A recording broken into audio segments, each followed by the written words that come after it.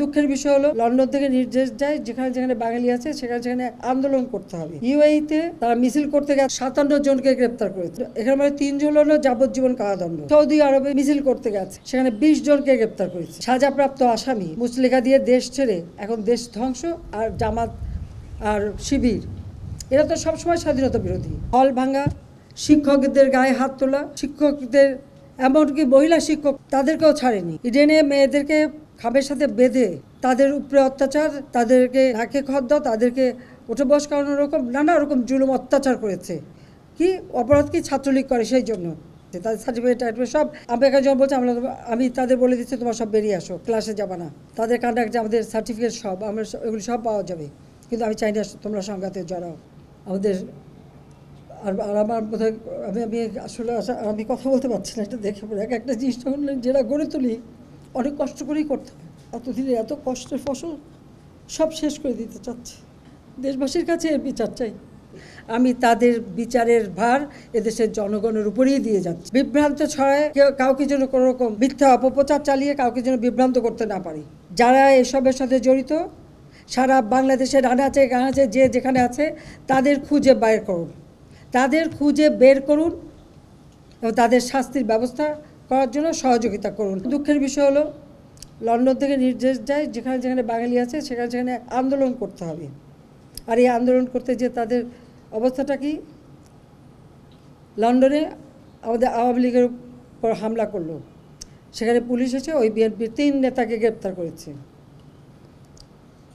ইউএইতে একটা মানে সেখানে তারা মিছিল করতে গেছে 57 জনকে গ্রেপ্তার করেছে। 10 জন এখানে মানে 3 জন হলো যাবজ্জীবন কারাদণ্ড, 16 জন 10 বছরের কারাদণ্ড, আর কয়েকজন 1 বছরের কারাদণ্ড, আর বাকিগুলিকে তারা এখন রাখবে না, তারা দেশে পাঠিয়ে দেবে। সেখানে তারা আমাকে গালি দিচ্ছে, দেশের বিরুদ্ধে তারা স্লোগান মিছিল। ওই দেশে আইন আছে, কেউ মিছিল করতে পারে না, কিন্তু তাদেরকে উস্কে দেওয়া হয়েছিল লন্ডন থেকেই যে মিছিল করতে হবে। তারা মিছিল করতে যে শুধু নিজেদের চাকরি বাকরি রুজি রোজগারের পথ যে হারালো তা না, আজকে যে বাঙালির ওখানে কাজ করে খায় তাদের মুখটা কোথায় থাকে, তাদের কি অবস্থা হয়, আর ভবিষ্যতে ওই দেশে আর নেবে কিনা। তারপরে আমি সাথে সাথে সেখানে আমাদের অ্যাম্বাসেডারের সাথে কথা বলছি, ওদের সাথে আমাদের ভালো সম্পর্ক, এখানে অ্যাম্বাসেডারের সাথে কথা বলেছি। তারা বলছে এই অপরাধীগুলি যে শাস্তি দিয়েছে এখানে আমাদের কিছু বলার নেই, তাদের দেশের আইনে এটা আছে। সৌদি আরবে সেখানেও মিছিল করতে গেছে, আপনারা জানেন সৌদি আরবে কখনো মিছিল করতে পারে না, সেখানে 20 জনকে গ্রেপ্তার করেছে। আর আপনারা জানেন সৌদি আরবের আইন, তাদের কতগুলি নিয়ম আছে যে কোন আইন ভাঙলে কি শাস্তি হবে, এবং সেটা এটা এমনও আছে যে গর্দানও কেটে দেয় প্রকাশ্যে, চুরি করলে হাত কেটে দেয়। তাহলে এই 20 জন মানুষ এবং সেই সাথে আমাদের যে লক্ষ লক্ষ কর্মী, তাদের ভবিষ্যৎটা কী? আমার সাথে সকলে একটা ভালো বন্ধুত্বপূর্ণ সম্পর্ক আছে বলেই তাদের কাছে আমি সাথে সাথে মেসেজ পাঠিয়েছি এবং দুঃখ প্রকাশ করেছি, এবং এই শাস্তি এটা তাদের আইনে, কাজে এখানে আমাদের কিছু বলার নেই। এই বার্তাটা তাদের পৌঁছে দিয়েছি, তাতে অন্তত আমাদের এখন যে 20-22 লাখ মানুষ ওখানে কাজ করে তারা যেন নিরাপদ থাকে, সেইটুকুর জন্য এইটুকু আমি করেছি। সারা পৃথিবী জুড়ে দেশটাকে একেবারে, এবং এখনও আরও অনেক জায়গায় টেলিফোন করে বলছে ওখানে আন্দোলন করো। এমন এমন দেশে আমাদের সেখানে ফোন করে আমাকে জানাচ্ছে, মেসেজ দিচ্ছে। তার মানে যেটা করা মানে কি আমাদের দেশের ভাবমূর্তি শুধু নষ্ট না, যারা কোনো কাজ করে খাচ্ছে তাদের রুজি রোজগারও তো নষ্ট হয়ে যাবে। তো এখন এটা কিসের জন্য এই ধরনের আচরণ করা হচ্ছে, এটাই আমার প্রশ্ন। সাজাপ্রাপ্ত আসামি মুচলেখা দিয়ে দেশ ছেড়ে এখন দেশ ধ্বংস, আর জামাত আর শিবির এরা তো সবসময় স্বাধীনতা বিরোধী। ঢাকা বিশ্ববিদ্যালয়ে ওই 25শে মার্চ 71 সাল গণহত্যা যখন শুরু করে ঢাকা বিশ্ববিদ্যালয়ে, ওই রোকে হলে প্রায় 300 মেয়েকে হত্যা করেছে বিভিন্ন হলে হলে, জগন্নাথ হল, জহুরুল হক, তখন ওটা ইকবাল হল ছিল, জহুরুল হক হল, রোকেয়া হল। মেয়েদেরকে রেপ করেছে, তুলে নিয়ে গেছে তাদের ক্যাম্পে। পুরো ৭১ সেই মার্চ থেকে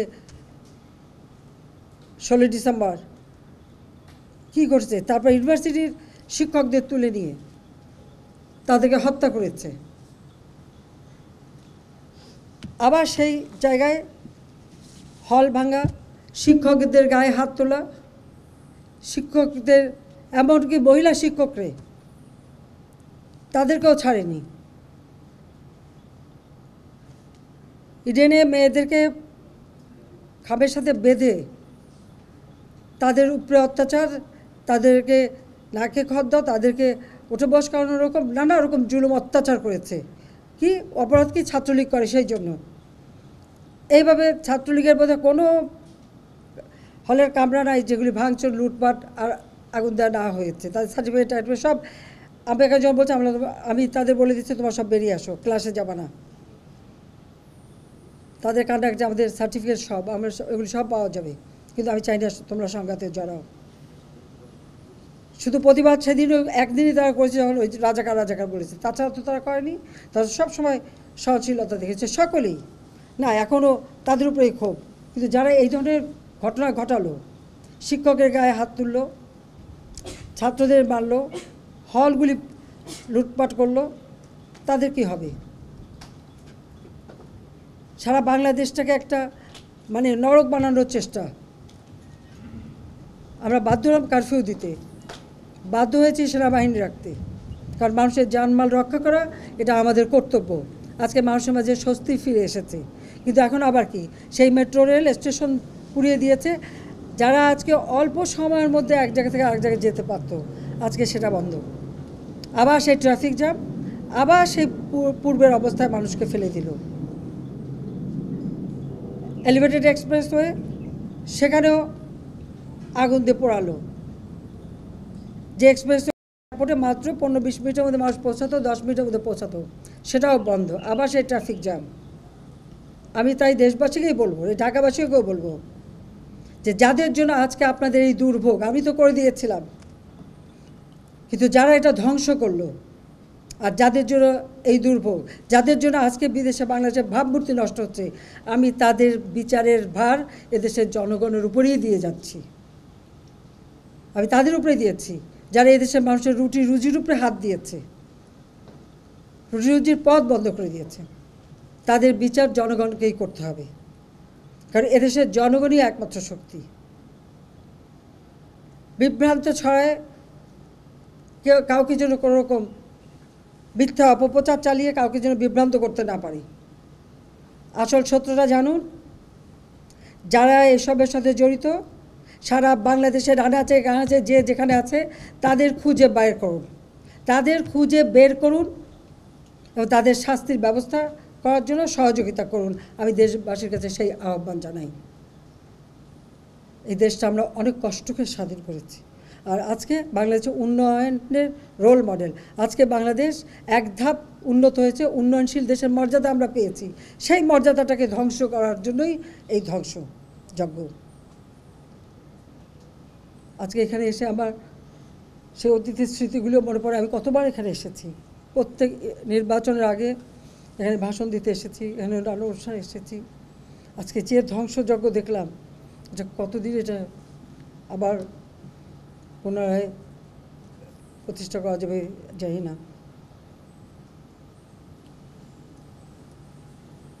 টেলিভিশনের সাথে যারা কর্মরত, আপনারা নিজের জীবনের ঝুঁকি নিয়ে আপনারা অনেক চেষ্টা করেছেন, কিন্তু ওই সন্ত্রাসীদের কাছে এটা পাওয়া অত্যন্ত কষ্টকর ছিল।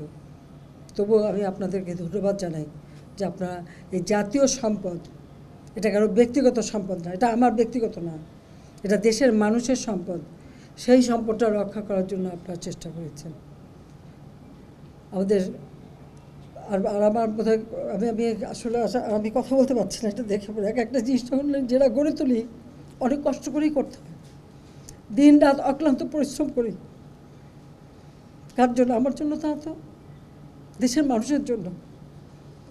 সবসময় চেয়েছি এক একটা জিনিস এমনভাবে তৈরি হবে যেন শুধু দেশ না, দেশে বিদেশের কাছে যেন একটা দৃষ্টিনন্দন থাকে, এবং যেটা আমাদের দেশের আমরা যে উন্নতি করছি তার একটা সিম্বল হিসেবে ব্যবহার হবে।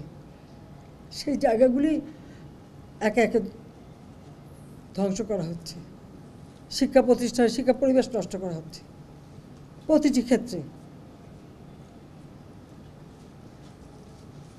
এতদিনে এত কষ্টের ফসল সব শেষ করে দিতে চাচ্ছে, এটি হচ্ছে সবচেয়ে বড় কষ্ট। আমি দেশবাসীর কাছে এর বিচার চাই আর তাদের সহযোগিতা চাই।